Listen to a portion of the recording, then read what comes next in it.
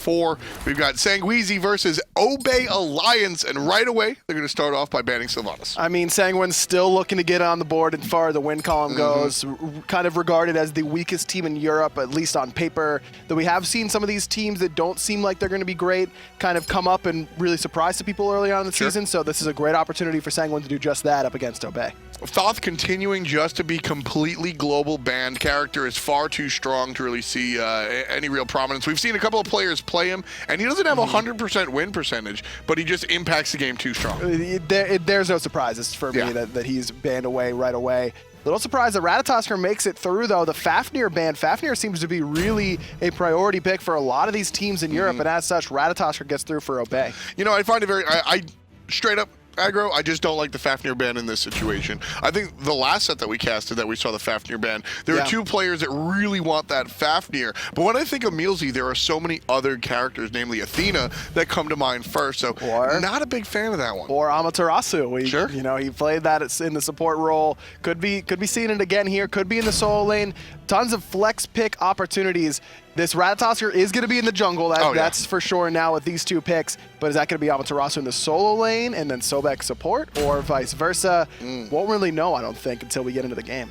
2 Guardians out of the Sanguine so far. Zeus in the mid lane most likely, and probably where he's going to land. Kabrakan and Xingqian, on the other hand, not so clear on where those characters are going to land. Both can solo, both can support, and, well, Kabrakan can jungle. Allied would tell you that Xingqian can jungle. I know he would. Xingqian cannot jungle. No. Stop doing it. Stop doing it. Pasadi can jungle. He'll be banned out next to the Ra. Arlong Shen and Hurt can jungle as well. He'll be banned out next to the Arlong Shen. Thinking. Poseidon jungle. You don't like the Poseidon jungle? You ever get hit by a Kraken out of the jungle? Yeah, as the mid laner rotates from out of the mid lane and into the jungle, and then Krakens meet from there. We'll talk another time. Right now, we'll discuss the ROM selection coming out from Sanguine. This guy sort of disappeared for a long time, and now he's back. He's not just quietly back, he's in every game back. Why is ROM so prevalent? He's got pretty good early game clear. He's not worried about those first 5 levels or so. He can clear with just about any other hunter outside of Izanami, who all of a sudden is neither picked nor banned, surprisingly enough.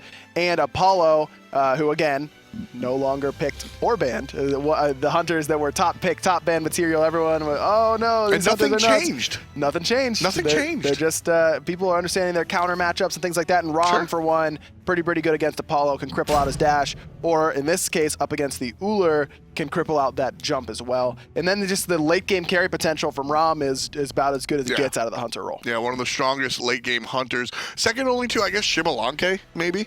Yeah, X-Ball definitely comes up there, especially with Fatalis being core on so many hunters. I'm surprised we haven't seen more X-Ball because it synergizes so well with his kit, but ROM definitely one of the best as far as late game hunters go. Obey Alliance taking on their opposition Sanguine here. Nika from last year sticking with his squad, shifting from the solo lane all the way to the other side. He's on that hunter, that ROM we were just discussing. And I like how you stay true to your roots and you sneak in the Transonics build right there. Shout outs to the Xbox native. Well, again, that was the Transonics build back in Season 2 and Season 3 where he was just building Fatalis on X-Ball because it feels like fun, and it is a lot of fun, but it wasn't mathematically viable. But now with penetration being added on to Fatalis, and the reason that it synergizes well with X-Ball's kit is because you get so much power from both your passive and having your branching bolas active that you don't need to build as much power. And so it's better to build some attack speed and a little bit of chase down potential with the Fatalis that really makes that an effective item for Jubilanke. Listen, man, I've been telling Cret for years now, math is overrated when it comes down to it. I Cret calced yesterday. Did you really? I did. Shout outs to Cret. It's probably outdated and you got your math wrong. You're probably right, but it made me feel really smart. Right side, Captain Twig goes ahead and cleans up his own buff before Sanguine can get there. I love this play here from Obey because you saw Pretty Prime actually lay down his turret and then just go and auto down the mid wave to help out Captain Twig, not only not take as much damage and secure that speed buff a little bit quicker, but also to get some experience from that speed buff as he's gaining that experience in the middle lane. Love that play from Prime. Just able to really maximize that. That's one of the nice things that Vulcan does here. Captain Twig gonna run into some trouble with Mike in the Magic Carp, formerly known as Get Fisher. He's gonna be playing on that Kabrakan jungle. A little bit of a different style, honestly, from Mike here. Usually used to seeing him play on more of the traditional assassins, a la Hun Bats and the Najaz. Twig might be in some trouble here. Uses dash already. The rotation from Dodo going to get a little bit of extra poke, but Dart on such a low cooldown that he's able to just dart out of there, no problem whatsoever. Speed buff stolen away by Obey, but Twig needs to be careful on the blue buff. Can't quite find the jump there for Death Panther. Captain Twig zooming and dashing out of every single one of these abilities. Hasn't really gotten hit by much despite hanging out the whole time. Maniac here had a fantastic debut in Season 4. If you haven't really kept up with the league, Maniac is a player that played last season in the Spring Split. He's a longtime player, but then didn't play past the Spring Split last season, and the Spring Split wasn't very nice to him, let's put it that way. But coming here into Season 4, it looks like he hasn't really skipped a beat. Of course, he's been playing behind the scenes, but the world of casual play or ranked play is so much different than competitive. Absolutely. You really expected some sort of fall off for someone who hasn't played in over a year competitively, or around a year competitively. But we did not see that from Maniac whatsoever. Absolutely killed it for Obey en route to their 2-0 victory over the world champions in Energy. This is the first time we've seen them since then. And a pretty similar draft overall, I would say. Pretty prime on his signature Vulcan, no surprises there. Ataraxia on Uller, and again, this Amaterasu support for Emilzy. So the Amaterasu, it's a very interesting character because obviously it brings a lot by way of the aura as far as support is concerned. But outside of the ultimate, it doesn't really have a very strong sense of peel. You've got the silence on the dash. So how do you really work with this Amaterasu support? It's a little bit of a different play style. You're not playing something like a Geb. It plays a little bit more like Bacchus, where you're into the enemy backline majority of the time, helping your team just via aura to get around the map. And then for objective secure and objective burn, one of the best Guardians, or one of the best warriors to play in the Guardian role because of the passive, which whenever you hit the same object with 3 auto attacks, they take increased damage from all sources, so it's great for your team to try and burn down a Gold Fury because you expose that Gold Fury to all that extra damage, as well as that damage aura. If you're with your backline, you can really boost their damage and mobility, but for the most part, we'll see Emilzy really diving in on characters like Zeus for Mr. Stefan, trying to get that damage, or just on a Mike the Magikarp. Yeah, big damage. There's a nice little stun setup for the mid lane, and Pretty Prime from a distance picks up the first blood, just choreographed, calculated, and completed. Obey put their first kill on the board. Mike the Magikarp a little bit late with the purification beads there. Maybe he's thinking that because of how big Vulcan ult is and how close Pretty Prime is, he's not going to have a chance to dodge that, but then he's just got to hold that purification beads and not use it. Instead, he uses it too late, dies anyways, and now you know Emilzy and Prime are saying we get a second kill as soon as we have our ultimates up. Absolutely. Obey right here, they're able to go to the red buff, and they 100% Obey know that they're totally safe there because how low the mid laner's poked out. If he decides to defend that red buff, they'll kill him as well. Nico over here, just dropping a ward, doesn't want to fight that time. Twig trying to invade that speed buff, but Mike going to be able to secure it this time around with the help of his support, Death Panther. And you're talking about how little peel Emilzy has for this warrior support. Death Panther even less so on this Odin, really only a slow in the kit and then the cage, which you can use to kind of kite around and make sure that your teammates don't get chased down too heavily, but quite a bit of mobility, at least in the hunter role for Ataraxia. He's going to be able to get out of that cage fairly easily, though no one else will outside of Captain Twig with his ultimate. And that's kind of the beauty of watching these low crowd control Guardians and being able to see them at the highest level, because it's so much less about the individual character and more about the team as a whole. Emilzy selected the Amaterasu support because of the fact that he's going to have the Sobek in the solo lane. Mr. Stefan is totally toasted right here. Beads or nah, still alive for the moment and wiggles out of the ultimate. Captain Twig still confirms the kill. No detonate available now that Mr. Stefan is dead. So might be able to find safety. Nico looking for the shots, can't find them, finds just 1 of 3. And so Emilzy going to be able to get out of danger there. And that's what I was going to talk about, was that the reason we see this Odin selection is not only because Ataraxia is really the only character that can get out of that cage, but because of the Zeus-Odin synergy, one of the longest running in Smite, 2 of the heads of their pantheons. It's coincidentally their ultimates work very, very well together. And I imagine that the call is going to be to look at Emilzy with those ults every single time, because if you can shut down a warrior support, it's very difficult to stay relevant in the game. It's not like a a Bacchus or something like that, where you're going to just have that knock up all the time and have your damage be somewhat relevant. Guardians are better at falling behind and staying relevant, though they do have difficulty than Warriors. When you're behind as a Warrior, it feels really, really useless. And so if I'm Sanguine, that's exactly what I'm trying to do. Set Emilzy behind early on. Right now, not really working at the moment. The lead in general for Obey, 3,000 gold, or just a hair underneath it, as we're very early in this game. Only 2 kills so far. Both of them belong to Obey Alliance. But our Amaterasu has not really been stunted too hard. 2 assists so far, both off of very good calculated plays. Like I said, Obey seem to be making these shot calls 30 seconds in advance. All right, guys, this is what's happening. I'm going to come to the lane via this route, use this ability, and you're going to follow up. Oh, Prime gets blinked on. There's the cage. Mr. Steffen is in range for the ultimate, but Captain Twig looking for him immediately. The Earthshaker doing tons of damage. Magikarp picks up Pretty Prime as well, 1 for 1, but Cabrakan very, very low, and there's that move speed aura that comes into play for Amaterasu. Emilzy and Maniac here to clean things up. Nice purification helping out Mike the Magikarp. Nice body block, but the reflective mirror over the wall. Emilzy gonna be able to pick up his first kill of the game. Nice shot over the wall there. Here comes Death Panther, gets stunned out by Raxia, jumps away. Probably could take in the level 6 Odin, but didn't want to deal with help from Nika as he made the rotation over there.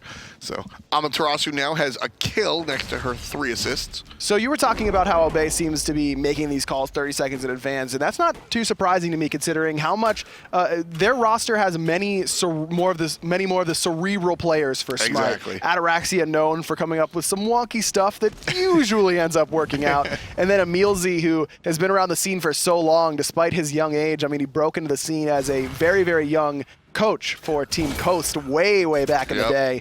Always been one of the more critical thinkers about the game, and so this sort of marriage between the two in the duo lane definitely has a ton of potential because of that. Yeah, Obey, the second team, I think, that overall will improve surprisingly. Dark Dodo falls down.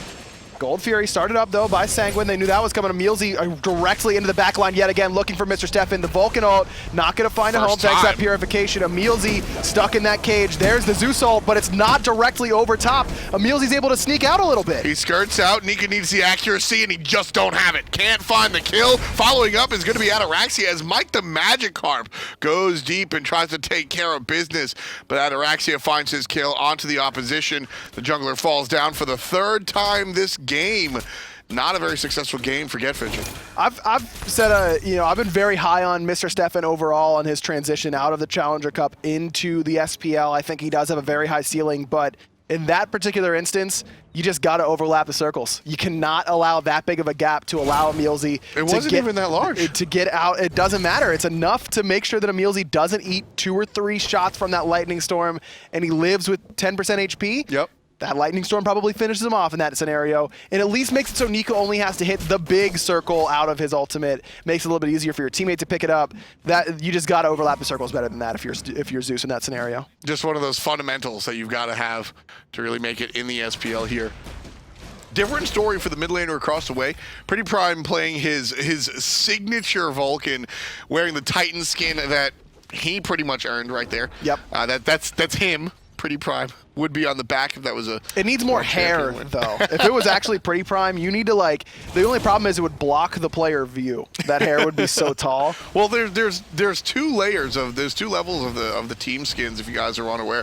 Everybody gets a team skin, and that's how the SPL helps out the teams. Emilzy looking for a big play himself. Mr. Steffen gets totally obliterated.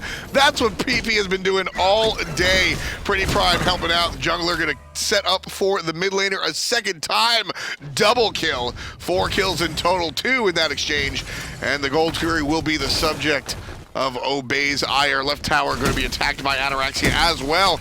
2 objectives after 2 kills, and it's too much for Sanguine to handle. That's just how you draw up this composition for Obey. They're executing it to perfection. It's the dazzling offense into the Vulcan ultimate over the top, onto the immobile Zeus every time. Every time. It doesn't matter if he uses purification or not. You're still going to invest at least that Amaterasu ult. Maybe Prime holds his going forward once they get a little bit of a better handle on these beads timers, but overall, Obey is just identifying exactly what they want to do and executing it to perfection. I mean, they're just farming the Zeus. That's one of the most important things. Z-Man is a powerful character that there are some characters that the only way to deal with them, the best CC is death. And some characters you have to CC, some characters you have to avoid.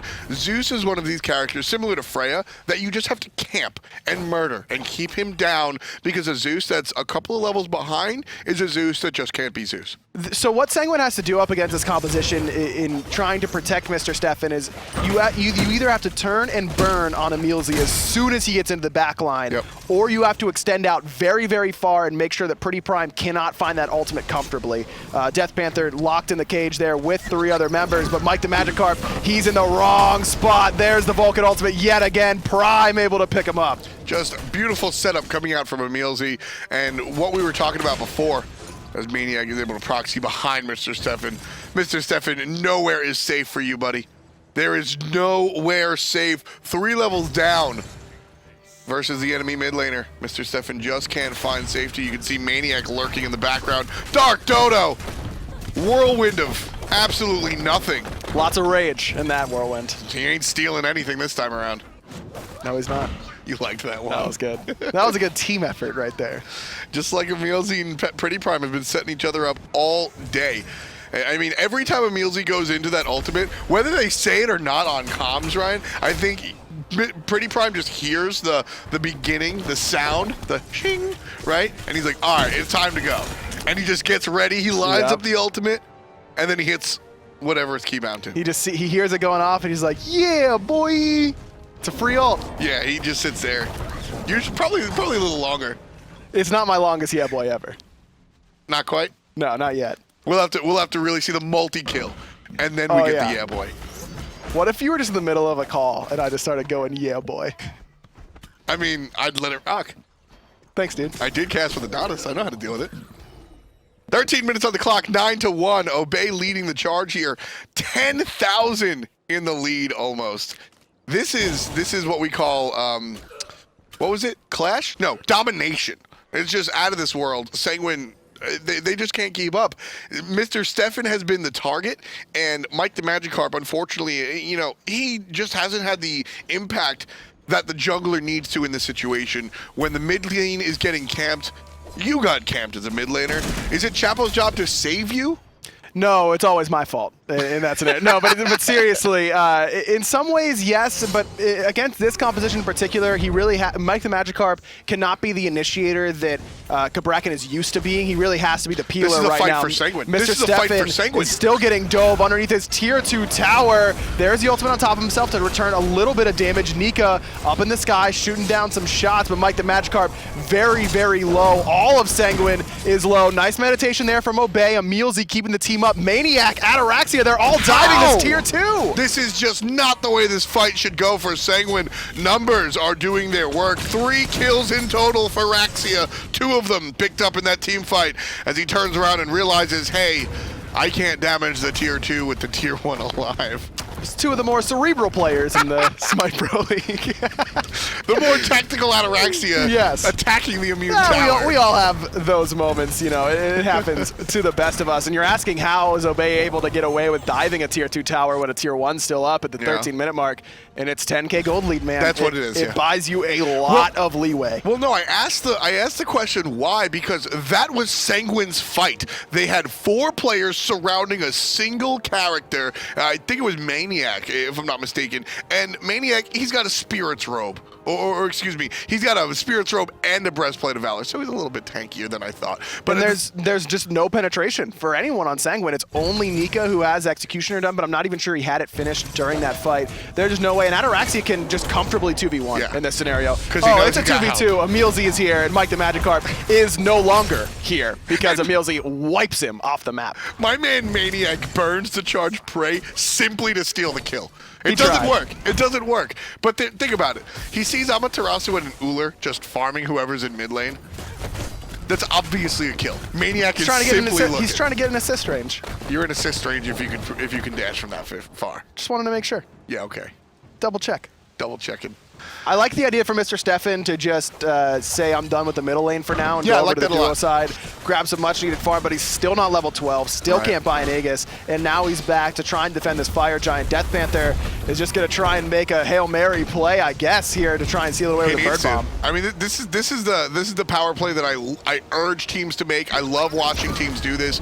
As Obey leashes the Fire Giant, just start the Fire Giant when you have this absorbent of a lead, because when the enemy comes through to try and defend it, just kill them. Maniac getting kind of low, but Mike the Magikarp all by himself on the front side. Vulcan ultimate, not going to find it, but it just creates space for Mike the Magikarp to get taken out by Ataraxia. Not what you wanna do. 2 for the Hunter. He jumps forward. He's looking for Mr. Steffen. Needs to find one more. 3 for Ataraxia, and Obey is just running through Sanguine. Dark Dodo served up his own teammates. Dark Dodo tossed the most dangerous player directly into his team. Mr. Steffen has been abused and harassed all game, and Dark Dodo goes, hey, you want an Uller right next to you? And you just see Zeus go, no, I don't, absolutely not. And he tries to run. Oh, poor Mr. Steffen, 0-5-1, absolutely no impact in this game. Can we see player damage, actually? I really want to see how little of an impact that Zeus has made. All right, so he's had a couple of strong ultimates. You've seen a couple of ults. So in this situation, that's all Mr. Steffen can do is Yeah. like just try and get all my damage out. I know I'm dead. It doesn't matter how long I'm going to stay up. It's just, can I get Lightning Storm, Chain Lightning, Detonate off? I'm just trying to get 3 out of my 4 skills off cooldown, and then I'll take my loss, because that's what the enemy team is trying to do to me. Mike the Magikarp, though, 1-8, and now it's going to be 1-9. We're getting close to that double-digit death mark. The Gem of Isolation pickup, not the call in this scenario. It's expensive. It doesn't give you defense. It gives you some health. It gives you sure, 200 and health. some CCR, but Yeah. sick. I need some physical protection, dude. I need some magical protection. Give me something outside of an expensive utility item. Yeah, not a fan of the pickup either. Like I said, Mike the Magikarp has really struggled coming into this one. Zeus has Frenzy, brought I a like frenzy. this. I like this pop here. This is going to be the fight that Obey need to lose here if it's Sanguine's going to win. But the Earthshaker over the top, not going to do quite enough damage thanks to that Aegis that's finally been picked up by Mr. Steffen. Maniac pretty far forward here. Bird Bomb onto 2. Nice play. Sanguine on the board with their second kill. Yeah, I was going to mention that. The frenzy, that's a beautiful play. This is one of the first times we're seeing the rituals come into play before the end of the game. Yeah. Sanguine 100% stopped that push onto the middle Phoenix because of a smart frenzy by Mr. Steffen. That's fantastic play. 0-5-2. He's the highest player damage on his team. 10,000 now, rivaling Pretty Primes. Although the impact of that 10,000 damage for both mid laners, vastly different. Yes, very, very much so. But again, it's Mr. Steffen doing everything he can to just put out as much damage as possible before he falls. And that's the key. It's everything he can. And I asked before, and we kind of straight off time, is it the junglers? Should the jungler be assisting the mid laner more? I just think this composition is not equipped to handle what Obey is going to do against Okay. you. You just I'll don't agree. have enough peel for Zeus in this sort of composition. And if you want to just go for the Zeus is going to die, but we're going to do enough damage to win the team fight sort of aspect, then this probably isn't the composition for that either, because you don't have a carry solo Yeah. laner. You've got Xing Chen. You've got a decent amount of burst in the jungle out of Kabrakan, but 0 out of your support in Odin. And you're not building into the burst from your jungler. Right. It's just, this composition just was, Sanguine seems to have looked at what other teams in Europe are doing and are having success with and saying, okay, this is what we want to do against it, but we can pick these gods and try and do the same thing, Right. but they're just lacking a little bit with some of their picks. Yeah, the Zeus definitely needs to protect all composition. Left side being aggressed on by Obey in total. Captain Twig Nice by himself on the mid lane. Mike the Magikarp in trouble here. Drops the ultimate defensively, but he's toasted out. Maniac gets the kill. Dark Dodo taken down to 10% HP. Thanks to Pretty Prime's ultimate. Left side Phoenix down for the count. Mid lane Phoenix. Emilzy will join Captain Twig here, along with the rest of the squad. This one likely to fall as well, very quickly in fact. Maniac looking in the back line for the Zeus player himself. Here comes Dark Dodo with an ultimate, picks up one, it's Emilzy, tosses him right in the ring. The cage is there, but no real follow-up, and the Titan's gonna knock down that cage for Obey's Mr. Steffen. He's gonna eat his 6th death. Obey just dominating fashion up against Sanguine, 21-2. 20 minutes, just drastically killing it.